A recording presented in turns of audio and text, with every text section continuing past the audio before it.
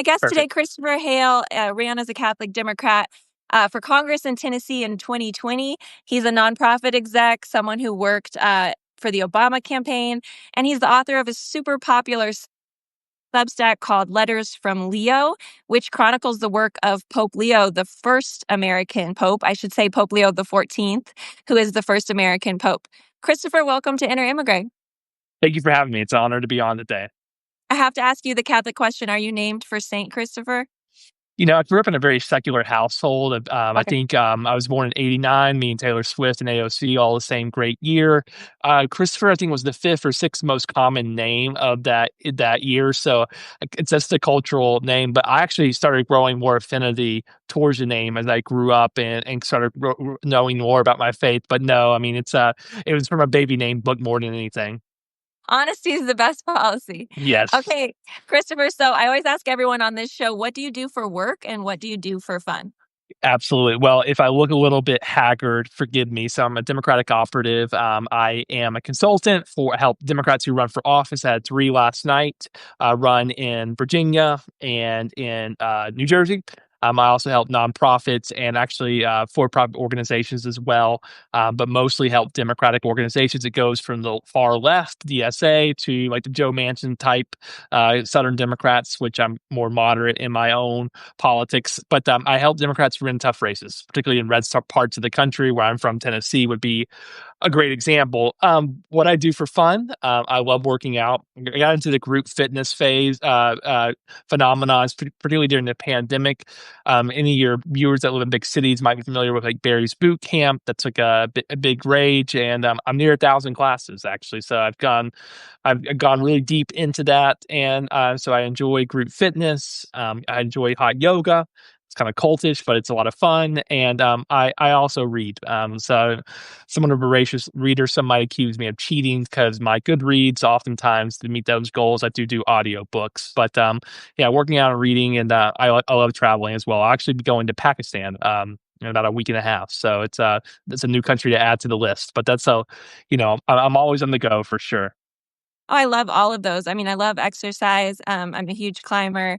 I love that you read. I do not think audiobooks are cheating. I think more people should do audio. It's a great way to get your books in. And what is bringing you to Pakistan?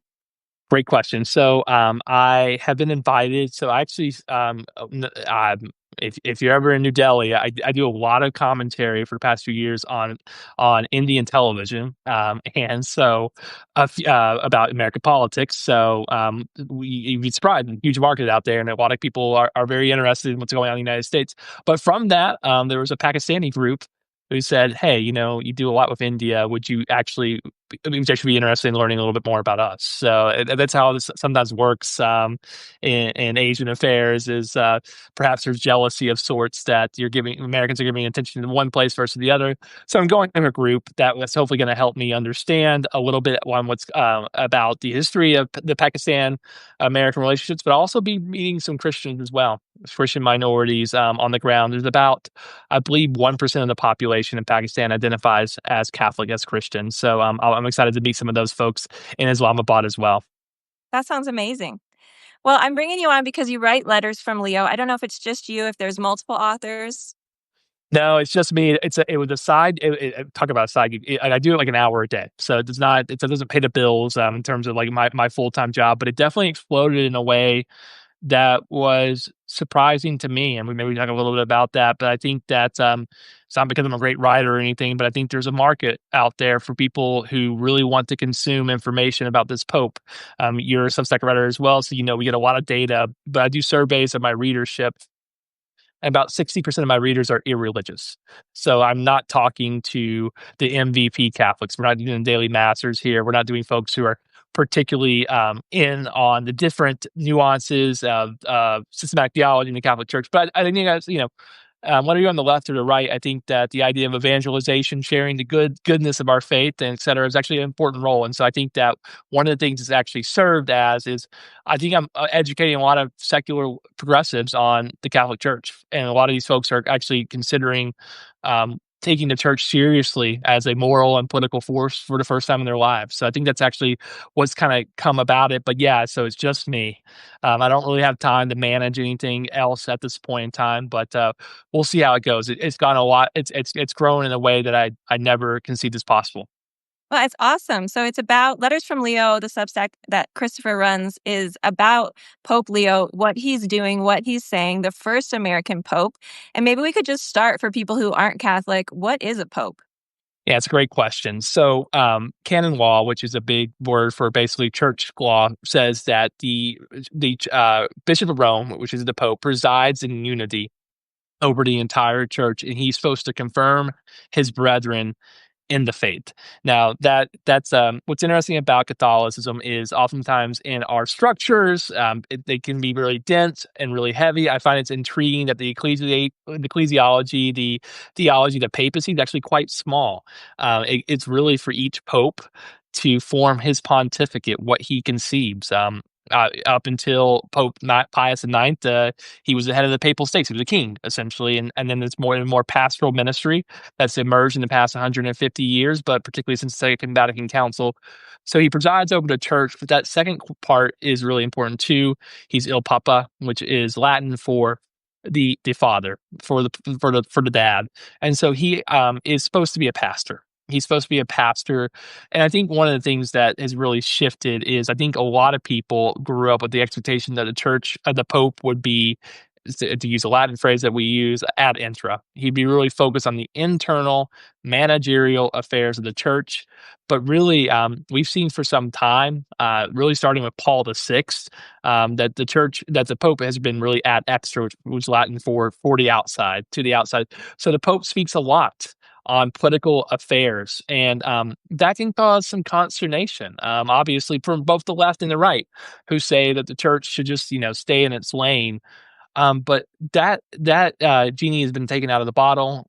Popes are really going. It's very clear that their popes from here on out are going to be very vocal on the politics, global politics, and I think that what we're seeing with Leo is we're going to hear from him every week on the politics of the globe. So, in short, he's supposed to preside over the church and be confirm his brethren in the faith. But the faith has an external aspect to it that I think that really Catholics and non-Catholics alike are learning a lot about in these previous decades. Yeah, so the Pope is the leader of 1.3 billion Catholics worldwide. He's the bishop of the entire global Catholic Church. He's also the head of state. A lot of people don't know Vatican is its own little tiny country. And he has a kind of soft power as the leader of a large global religion. There aren't always those kinds of leaders. I can think of very few who have that kind of microphone, maybe the Dalai Lama for Buddhism. But anyway, you write about Pope Leo and his life. Can you tell us a little bit about his life prior to his current role of leading the entire Catholic Church? Yeah, when I was we'll talk about why I was there, but when I was at the conclave, that elected him, almost 6 months ago to the day, he was described as the least American among the Americans. Of course, that it was dogma that America could never be elected a pope. That's always been the writing criteria, the expectation. But that least American part of being American is so important. Leo is the first missionary to be elected the successor of St. Peter. As you know, in our ecclesial context, what a missionary means is that you govern, that you pastor a community that's outside of your home nation, essentially. He grew up in the South Side of Chicago. He grew up in a brick and mortar cultural Catholicism that was very prominent in the 50s and 60s in Chicago. He was very infected with Catholic values growing up, and unlike Francis, who was a late person to come into the priesthood, Francis, at least for his time, he wasn't 17 until he considered the priesthood and basically did an undergrad secular version of undergrad before he became a Jesuit. Leo was a young vocation. He was 14 years old. He went to pre-seminary, essentially, which in the olden days, at 14, if you decided you want to be a priest, you kind of got pushed out and you went to a separate high school. He decided that he wanted to be an Augustinian. He considered the Jesuits, but he went a different way. And he went through the entire education. He got his undergrad at Villanova. in Philadelphia, which is the major Augustinian university in the country in mathematics. But he scoots out quickly. After he's ordained a priest, after he is in Rome, in fact, he goes to Peru and ministers in Peru. And from 1983 until 2023, 25 of his 30 years were on the road, essentially, or outside of the United States. And so it's really that Peruvian experience that makes him the least American among the Americans. And it gives him a really particular worldview. I think that, I contributed to the coverage, but a lot of the coverage was about the first American pope. Perhaps the coverage really, in retrospect, should be about the second Latin American pope. That seems to be really the definitive lens at which he operates. But being American is really important because what it means for us here in the United States is his English is a first language, which is just only the second time in the papacy we've had a English language speaker on the throne of Peter, means that he is taken a lot more seriously in the English language press. And I've noticed that he's increased the amount of times that when he wants to say something that people want to hear, he speaks in English. And so that means a lot. These comments that he's made over the past month, they don't blow up until the video of him speaking in perfect English comes into play. And so that, I think, is undeniably the distinction between him and Francis. Francis said was a prophetic figure, but in terms of I do politics for a living. In terms of political communication, Francis would give a 14 out of 10 statement, but it was in Spanish or Italian, and it just kind of it would make waves in the American news cycle for about a minute, and then it would be dismissed. Partially, and because he was Argentinian, he doesn't get us. Leo clearly understands the United States, clearly knows the players, reads the newspaper. We know he is a subscriber to Chicago Sun-Times and the New York Times and USA Today, oddly enough, which surprises me. People still subscribe to the USA Today, but he understands American politics, and so 14 out of 10, like in terms of vibration, audacity statements, Francis would come and go.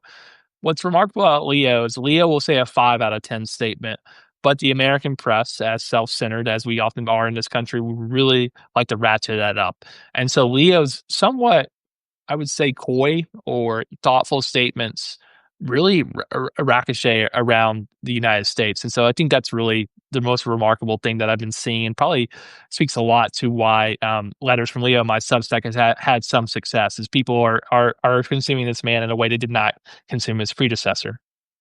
Yeah, it was fascinating. The day he was elected, it was only been 6 months ago. I was shocked. I thought I'd heard wrong when they said he's an American. Because as you mentioned, people had always said there will never be an American pope, in part because the church never wants to be seen to be siding with empire or power. And one theory I heard was that unless the United States was in decline, there would never be an American pope. And I thought that was very telling about our political moment. But also, as you mentioned, that he is truly a Peruvian in the sense that he lived there for the majority of his life, and he lived with the poor and slept on, dirt floors and ate the peasant food. And some of my favorite photos of Leo are him riding on a donkey to visit his parishioners. So he very much speaks for the Americas and has had a very international life. When he was elected, he spoke in Italian, Spanish, and English. So he's an interesting figure for this particular moment.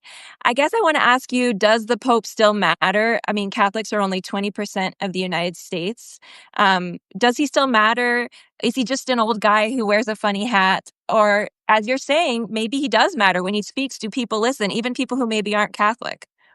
I think that's actually where he matters the most. I think in the inner ecclesial, obviously the Pope's always going to have inner ecclesial rule over the church, but I think that the soft power that you mentioned earlier, is actually quite high right now. I think he is the most powerful American in the world and not our president, which is the first time I think we could say that in the history of the United States. So I think that his power right now is actually very much connected to who the president of the United States is. So there is kind of a, I don't want to call it parasitic, but there is a interdependent relationship on his power. He does matter. And I think that I think that his level of mattering actually really extends beyond the pews. Catholicism is still a 20 to 25% of this country's populace. It is decreased significantly in our lifetimes, but it has stabilized in those numbers. I think particularly too because the 60% of the deportations that are occurring this year are Catholics. So I think there's a particular targeting, I would argue, of Catholics in this country, and I think that that makes the Pope a very poignant moral voice. But it won't be forever, perhaps. And one of the things I really want to say that you talked about earlier, you talked about the surprise of having an American Pope, and the question of whether or not it was a notion of the America in decline. I think maybe we were planning on talking about this later, but I think that there's really a lot of corollaries in the history of the papacy. The most poignant one of our lifetime is John Paul II. Grew up in Nazism, governed the diocese, archdiocese of Krakow as Polish Pope, a Soviet country, mind you, a part of the USSR. And so when they elected him, they went behind enemy lines. Beyond the Iron Curtain. And people get uncomfortable with this, especially on the left. I think there's some similarities between American authoritarianism, even though it's a right wing phenomenon, and its threat towards civilization as the extreme versions of the Soviet communism, of course, from the left. I think they're comparable, and I think that you needed a pope from behind the lines to really challenge communism. Now we can fight about who gets credit for the fall of communism. Was it a self implosion? But I think absolutely that John Paul II had some role in that, and I think that the strength of Pope Leo XIV, I think he is the moral bulwark against American authoritarianism. It's actually quite remarkable how different he sounds from the pomp and bellicose rhetoric that it seems to be required to get elected the leader of this country in these days. Right. So I think you're making an interesting historical parallel for people who don't know Catholic history. Pope John Paul II famously was credited with helping to end communism because his home country of Poland was a communist country where people didn't have, for example, freedom of religion. And he went on his very first papal trip to Poland, which then helped start the Solidarity movement, which eventually ended that form of totalitarian government in his home country. And Christopher, you're saying that you think Leo is doing a similar thing with rising authoritarianism, some would say fascism in the US, of being a moral voice for people who do not want to live in an authoritarian country.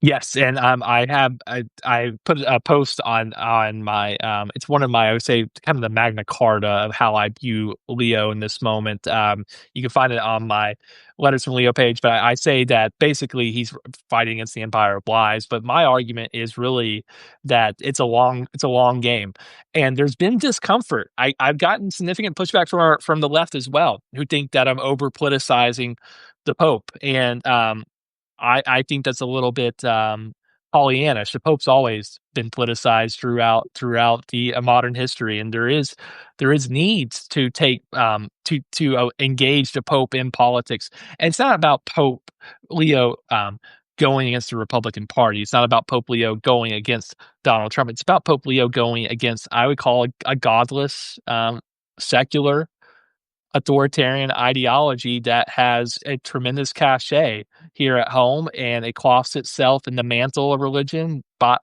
it holds up the Bible in one hand and denigrates everything it stands for in the other. And so I think that Leo is engaging in a long-term project. There's always this question of who elects the Pope. Is it the will of the cardinals? Is it the Holy Spirit? The Catholic answer is it's complicated. As a man of faith, I think that perhaps the Holy Spirit, maybe over and above the cardinal's will, sees that in Leo, a moral bulwark against authoritarianism. But what he needs to do, in my opinion, is it was lay people on the ground in Poland who ran the charge on the solidarity movement, as you mentioned. Lewiska, who became the president of Poland, who led the solidarity movement. It's going to be lay people, lay Christians, I think, and lay people of all backgrounds in the United States that are going to have to move forward. It's not going to be Leo running the show. It's going to be Leo empowering people here in the United States to stand up against President Trump, and in one small way, I think that's what Letters from Leo is trying to do. I think that we're trying to mobilize a movement against authoritarianism. Yeah, I mean, I want to back up a little bit because Catholics are a cross pressured group. They're about 50-50 Republican, Democrat. You can be a Republican or a Democrat and be a Catholic because Catholicism doesn't fit really neatly into American political categories. For example, Catholicism supports a very vigorous care for creation, very environmentally aware, very adamant about the rights of immigrants and refugees and defending the poor, but it's also opposed to abortion and euthanasia, right? So there's always this tension when Catholics enter into public life in the United States.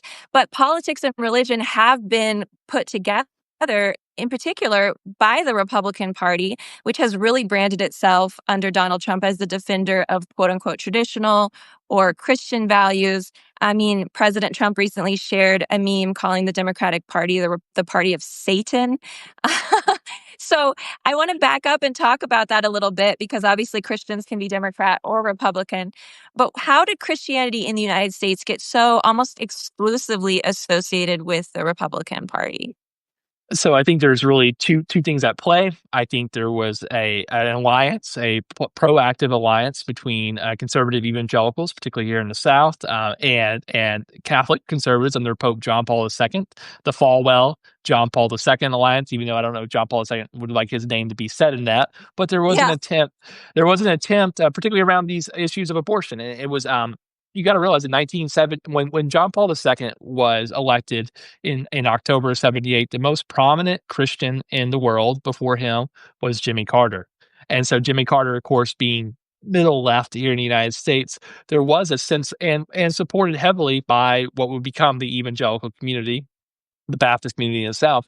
I think there was a really concentrated, consistent effort to marry conservative politics with Christian conservatives, the William Buckley conservatives who no longer have cachet really in the Republican Party, and evangelicals. So there was a conservative effort, but this is the second part too.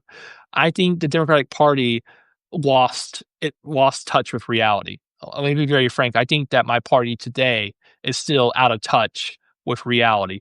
We allowed this really bland secularism in terms of how we communicate ourselves. Um, Let me give you an example. If you've ever been to Brussels, which is the home of the European Union, there's this really weird church called the Church of Human Values or Church of Human Rights. And it's like this really bland church that you walk into and you don't exactly know what it's trying to do. But it's omnipresent with all with the flags of the world, et cetera. But it's like this weird marriage of secular progressive values and like a blase just um communication and desire for human rights, but it's, like, old. It's falling in on solid itself. Truly, the structure is falling apart, and I think the Republican Party has done a really good job of doing embodied religious politics, and the left has been afraid of it. What I you know, let me be clear, I've never voted for Trump 1 of 3 any of his 3 times of running, but he does politics well in a couple ways. Number 1, he goes anywhere. Um, if you're down by 25 points in a special election in Los Angeles, Donald Trump will fire up Air Force One and go to Los Angeles and give a speech and try to lose by 22 points. So he goes on offense everywhere. But number 2, he asked people by their identifying factors for their votes. Like, we were so afraid in the Kamala Harris, iteration of the Democratic Party to say the word Catholic. Truly, like, I helped try to mobilize Catholic votes. We couldn't get the party to even acknowledge Catholics as, like, an identifying factor, and Trump would go say, "Catholics, I want your vote." He would say explicitly, "Catholics, I want your vote. Evangelicals, I want your votes." He would say, "Blacks, I want your vote." I think that willingness to say what he was doing is actually very powerful, and on the left, we kind of have this blase kumbaya, let's all hold hands and kind of melt the differences and not pretend that they're there. But it's really the best way forward for the Democratic Party is not one way, which is what we try to do. It's 1,000 ways, and letting each section of the party have itself. There should be a robust Catholic left that's allowed to exist and claim its faith in Christ, and maybe its skepticism on abortion, and be able to have a home in the Democratic Party. And so that's my argument, is that there has to be a willingness to say is what it is that we're doing. Yes, we are Catholic, and we might disagree with our party on X, Y, Z issue, but there's still a home for us in this movement. Right. You're talking about something sort of similar to what Ezra Klein was saying, which is you have to build a bigger tent because I think there was a Kamala Harris rally where someone shouted, Christ is king. And she said, you're at the wrong rally. And I thought, oh God, she's going to lose because you need to know that people of different faiths are welcome in the party and are welcome in where they can come together on things like protecting SNAP, on things like public schools, on things like caring for the environment, not making people feel that because they're religious or because they love Jesus, that they're not welcome. And definitely the Republicans did a good job of saying like, we're the party of Jesus, even though in many ways they clashed with, basic biblical values as well. So I want to talk about that a little bit. Pope Leo has only been Pope, as I said, for 6 months, but he's often come head to head with the Trump administration.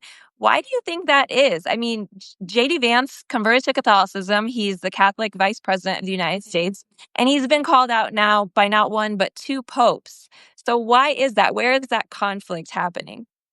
It's interesting. So JD Vance, I don't, I think we got a little tussle overnight on Twitter, but we don't talk about that now. We'll come back to it maybe. But I think that one of the things that really hurt JD Vance is um, Catholicism is an evangelical faith. That, unlike Judaism, Judaism likes to protect and preserve. Catholicism likes to grow and make itself bigger. So we seek converts. One of the weaknesses of seeking converts is oftentimes that converts come in with zeal but not a lot of wisdom. And JD was educated in the faith by two very articulate, bright Dominican priests. But that's the only tradition that he's existed in is from these conservative Thomistic Dominicans, and they gave him too much. It gave him too much self confidence. I think he didn't even go through what, as you know, as maybe our listeners know, when you become a Catholic, you go through what's called OCIA, which we probably knew what more is RCIA. It's the Order of Christian Initiation of Adults, but it's a communal setting. You come in, you go to your parish, and there's crazy people on the left and the right, but they're all trying to kind of enter into the faith. He did it separate. He did it in his own way. He did it through I don't like this word necessarily, a bespoke way, and he was not. He was just engaged with these two priests. I think that JD Vance has actually had. I think he's actually had some inner turmoil over the pushback that he's gotten from now two popes in 10 months of being, because he thought what these two Dominicans taught him was the totality of it. He didn't realize, I don't think, in a way that there was a lot more to be at play. And so I actually think he's been deeply surprised by the pushback. And talking to folks who are close to JD, I think it's actually, I'm not defending JD Vance. I think he's been surprised. I think that he actually thought that he was on the right track here, and he was surprised to get pushback. And I don't think he liked what Pope Leo said yesterday either. Yeah. What did Pope Leo say yesterday? So, we're Catholics. 40 days of the very holy part of being Catholic. There is 40 days for Lent. It's 50 days for Easter, but 40 has a biblical notion. The last 40 days, Pope Leo has particularly stepped up his critiques of the Trump administration 10 times now in 40 days. He has mentioned Trump administration's treatment of migrants, which I think he slowly is coming into his own speaking. It's when he speaks off the cuff too, so it tells you it's really what he's thinking about. But yesterday he talked about this issue in outside of Chicago. Of course, the president started sending National Guard troops to Chicago about 6 weeks ago, and there is this facility that the Archdiocese of Chicago, through its parishes and through the Society of Jesus, the Jesuits have been trying to enter into to give inmates the sacraments, to give them the Eucharist, and they have attended multiple times. They've gone through processes that have changed. ICE doesn't have a single process, and it kind of moves the goalpost. And I'll be frank, I don't think the secular media. I don't know if we know very well that Catholics are not the best at getting our message out there.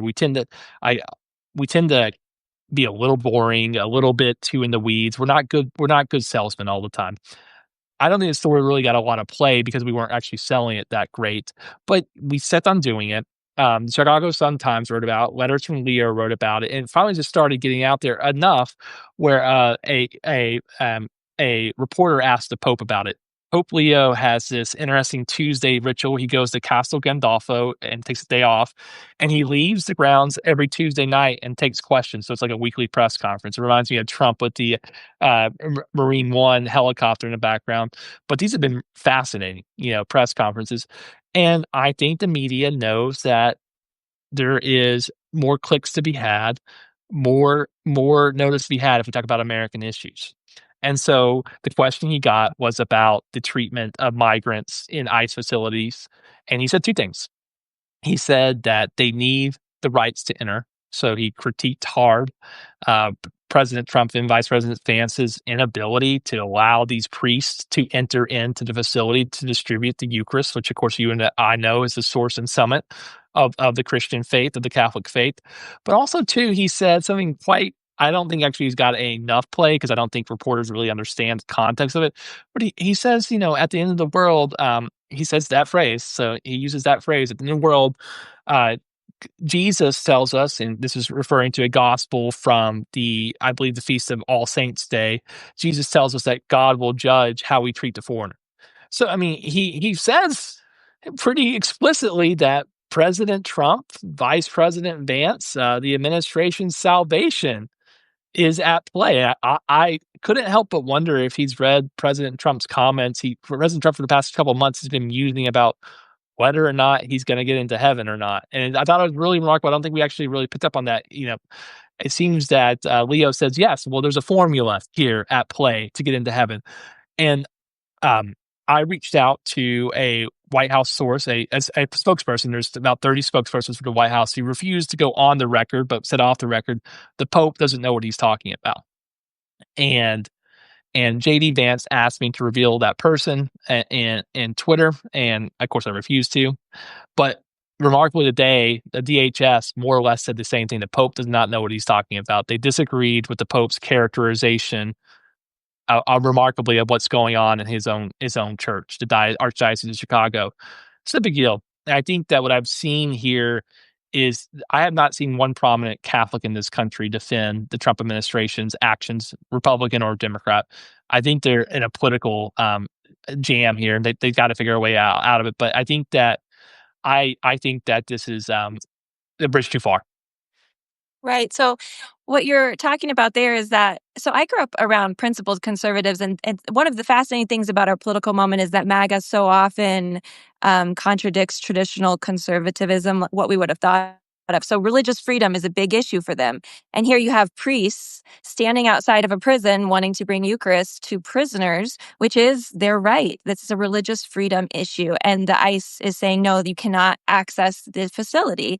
And so this is a horrible thing because the Pope is saying the migrants, the immigrants detained inside have rights. And one of their rights is to have a priest or to have access to the sacraments. And so it's a very strange moment where you have conservatives being on the other side of religious freedom, which is something they've often talked about. Or you have people who identify like J.D. Vance as Catholics or as Christians, or people in the White House speaking to you saying the Pope, who is the leader, who is the person who is in charge, doesn't know what he's talking about. And so it's a very strange moment and really a sad moment because the Catholics in the Archdiocese of Chicago are trying to serve their brothers and sisters, who they believe to be their brothers and sisters spiritually, those people who are being detained by ICE. Yeah, it's absolutely true. And I think just the pure, I'm a political operative. I assure you, this is not a winning issue for. So look, both parties step in it in terms of Catholic politics. I still get nightmares when I got the call from the Kamala Harris campaign about not going to the Al Smith dinner about a year ago. But this is stepping in it. This is an 80-20 issue. People understand that no matter who's in that prison, that they have religious rights, as the Pope said, to receive the sacraments. And so I'm intrigued. I imagine that they're gonna figure out a way to solve this, and I'm actually shocked they've let it get to this level. And it's interesting what the Pope is doing there because he's actually quoting Jesus in the scriptures. And so that goes beyond just speaking to Catholics, right? He's saying the words of Jesus in Matthew's gospel were, "Where did you see me hungry? Where did you see me thirsty? Where did you see me in prison?" You know, that person, this is the belief of this religion, is that that person is in some way Christ and that you should treat them as you would treat Christ and that you'll be judged based on how you treated your neighbor in need. So it's pretty powerful stuff what the Pope is saying, and it puts the administration in a really tough position um, in terms of that image of denying these people access to a pastor, or even we know in other ICE facilities people have had Bibles taken away, rosaries taken away, just being treated without human dignity. Even if you have committed a crime, you still have certain human rights. Um, Yeah, I think it's interesting because of what President Trump's attempting to do. Of course, the mass migration in this country is particularly a Central and Latin American phenomenon. Of course, this is going to, in particularly, affect the Catholic population. And I think that I think that the administration has done a very poor job of inoculating itself against criticisms that this policy from the beginning to the end in the details and in the broad strokes is anti-Catholic. And I think they've done a very poor job defending themselves against that. And now you have the Pope more or less agreeing with that criticism that he says that these people are being denied their religious rights. Right. It goes back to early American history of nativism, of anti-Catholic sentiment. When you see the administration mocking Mexicans, putting sombreros on people, it definitely feels like targeting people who are Catholic, people who are from Mexico originally, as somehow less American or not being treated with the same respect and dignity as white Americans.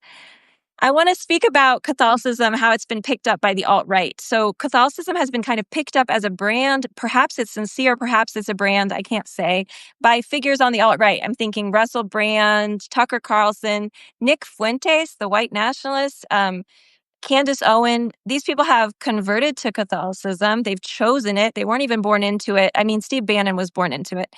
But and then many of them hate the Pope. They hated Pope Francis, and now they hate Pope Leo. The smear that you often hear on the alt-right is that the Pope is a communist. How do you make sense of that? Why choose this religion? Why have pictures of icons and saints and crosses behind you in your podcast, and then go on to say that you hate the Pope or you don't need to listen to the Pope or the Pope should stay out of your life? Yeah, I think that actually of all the people you said there, to be frank, I think Steve Bannon's the past.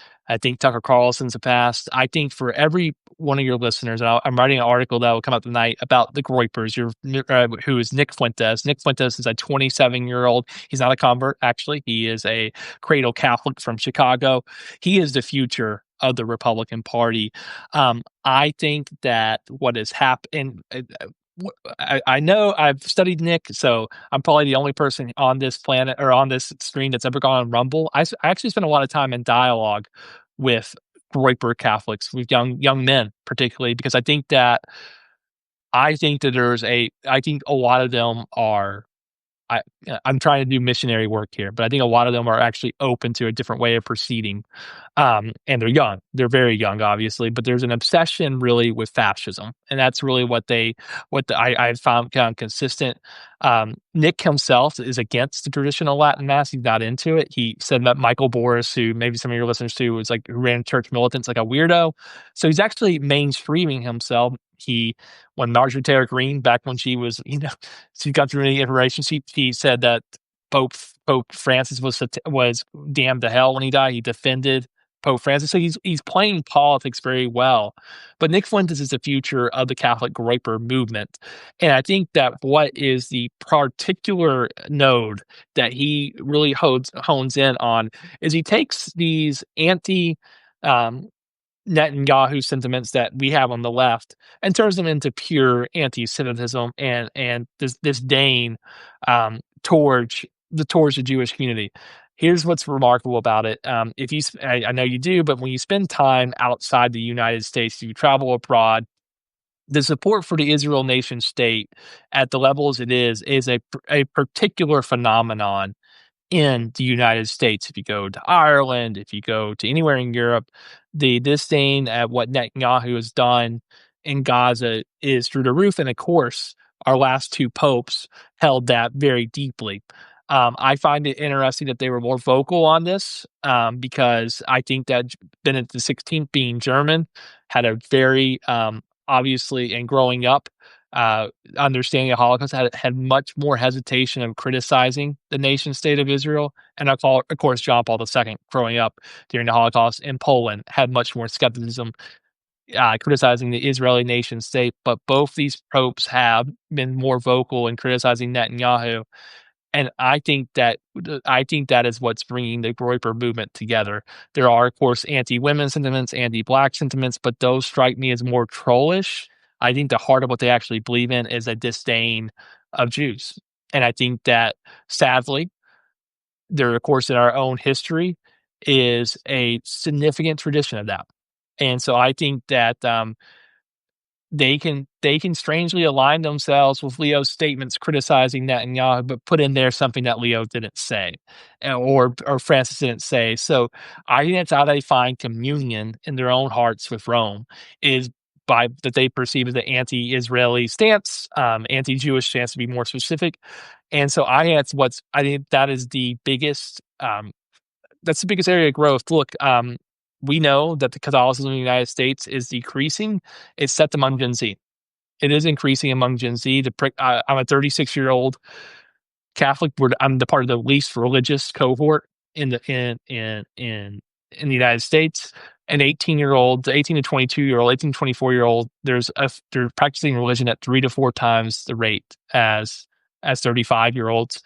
But that flavor of Catholicism that's really popular is very much infused with skepticism of Israel, and I think that is where JD Vance is keeping his eye on. I think that he's trying to break up as hard as he can with Israel, and perhaps playing footsie with anti-Semites to do so. So that was a big tangent, but I think the Groypers' disdain of Israel, combined with all of Catholics' um, concern with a genocide, or whatever we want to call it, in Gaza.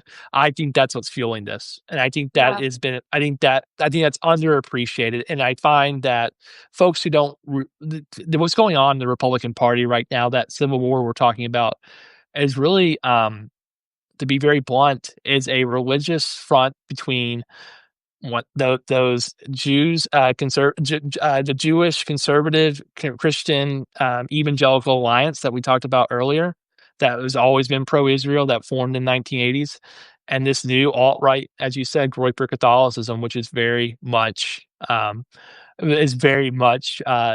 opposed to Israel, but also anti-Semitic at its core. That's what's going on, and I don't think enough people are realizing that.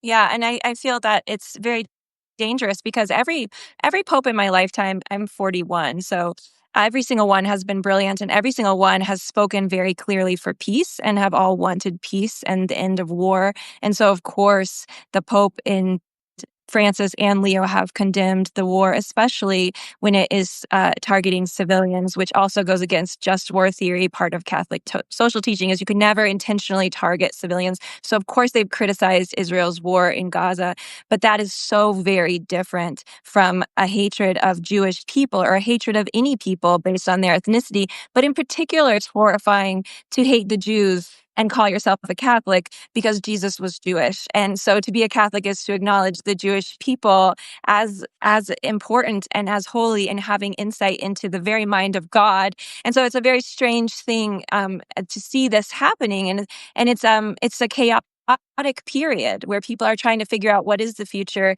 of the Republican Party, the Democratic Party, and can the Pope speak to these various factions and bring some wisdom and some defensive norms and some sense of Catholic social teaching into that conversation, which can be very childish and just about kind of owning the libs.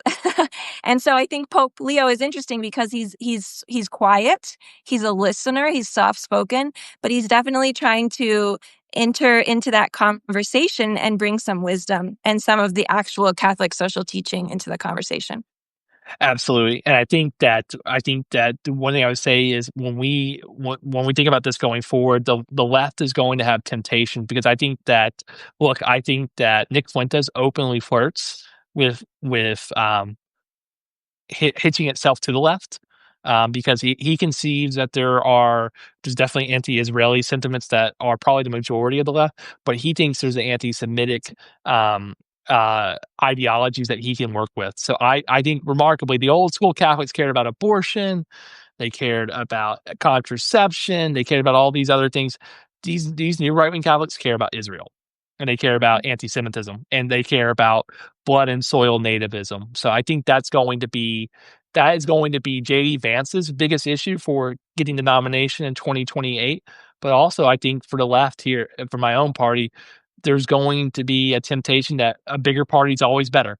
And so, who are we going to allow into this tent? Yeah.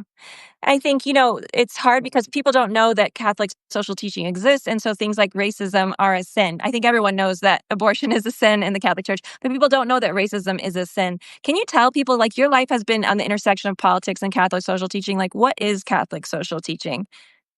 I think that what is the most important thing to say about Catholic social teaching is in the Lexi Te, which was Pope Leo's most recent encyclical. I don't think he used the word social teaching once, and because he used the word teaching.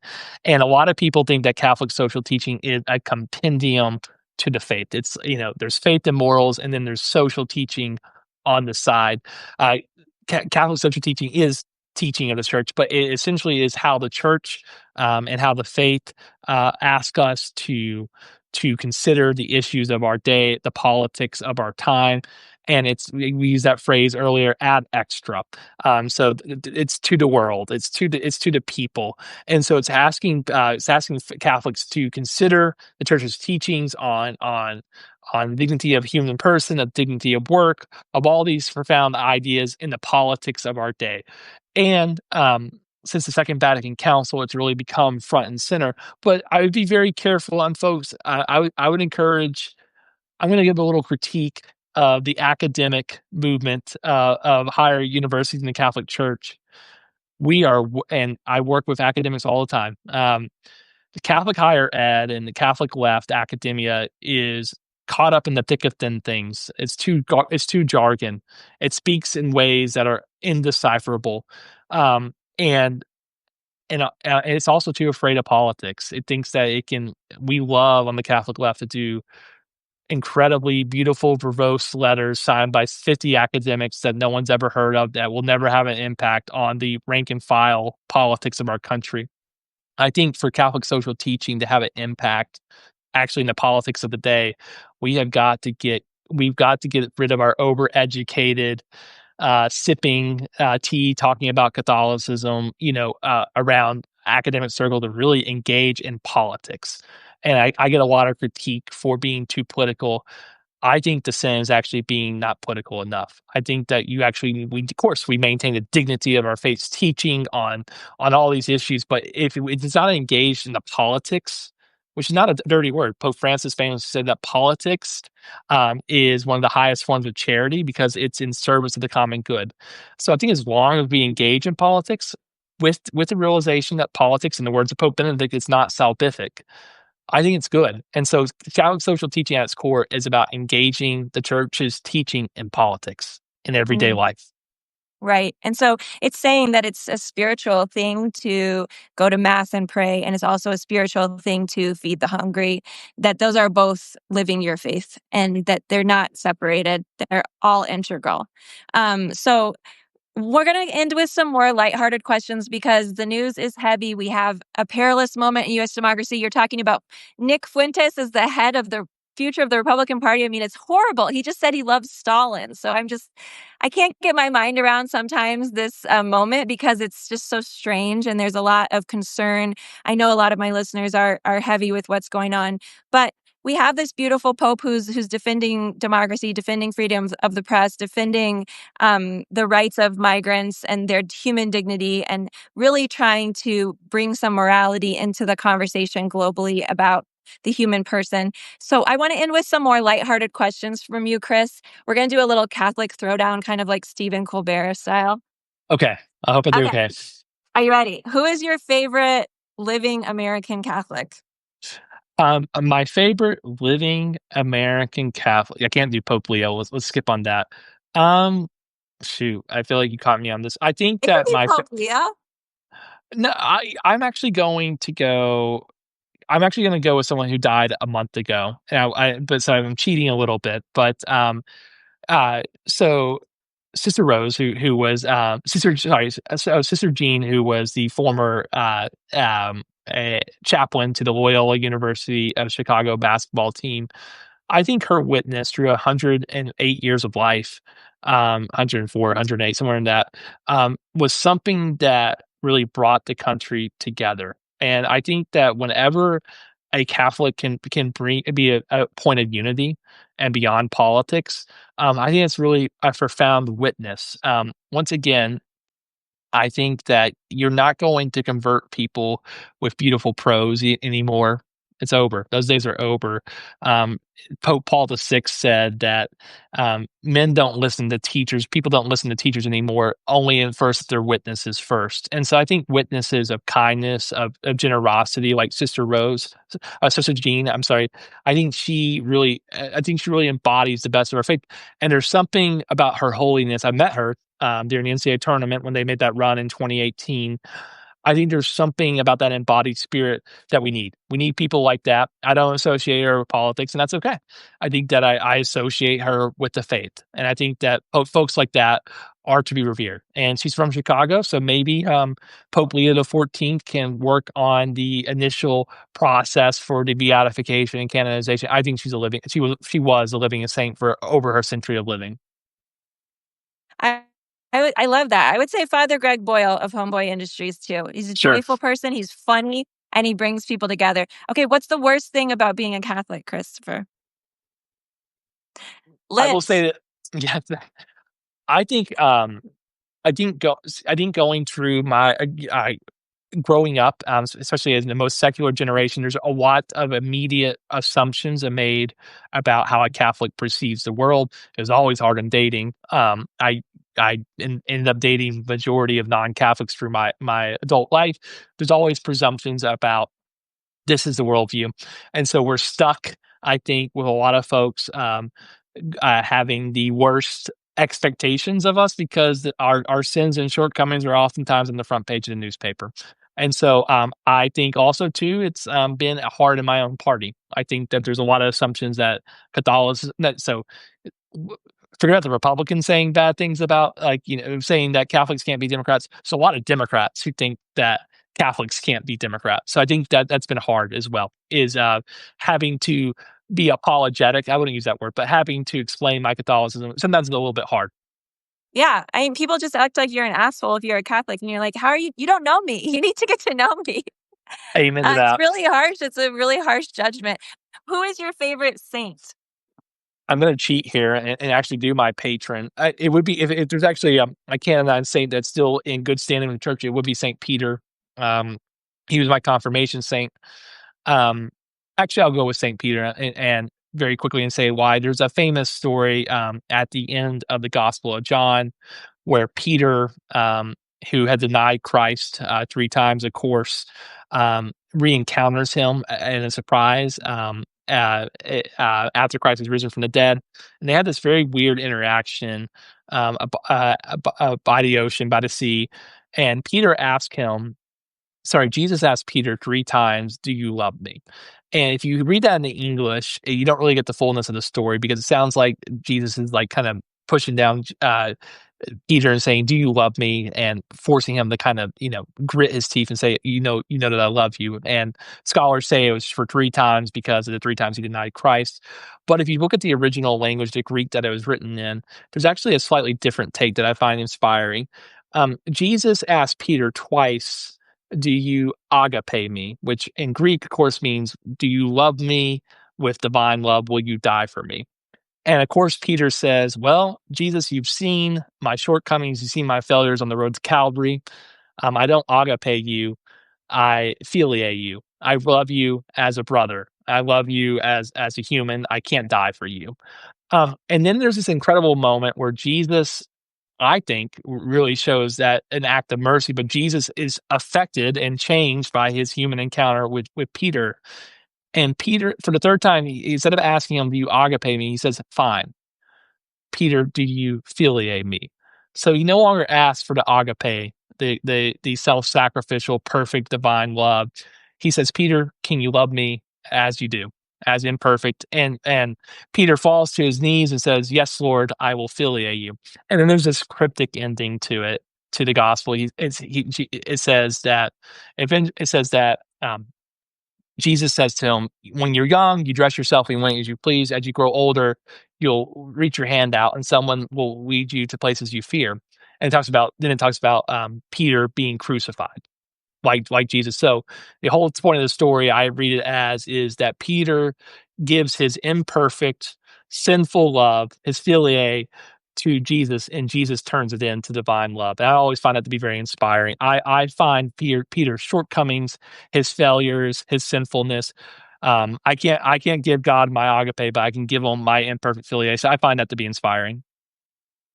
Thank you for sharing that. If you could tell Pope Leo one thing, Christopher, what would you say? Yeah, so I'm a political strategist, so I always think of that.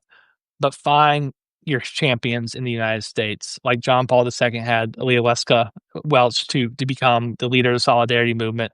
We need those folks in the United States. We need some heroes. We need some saints. We need some lay saints in the United States. Empower those folks, lift them up, help them find the resources they can have in both the ecclesial and secular community, and give them a pedestal to carry out the church's mission and to stand up to this authoritarian threat. So I think he needs some companions in the United States. That's right. And we need those people who we can look to, who give us hope, who are doing something, who are helping people, who are part of the solution during this very chaotic period. So thank you so much for writing letters for Leo. Thank you so much for being on the podcast. It was so fun to talk to you.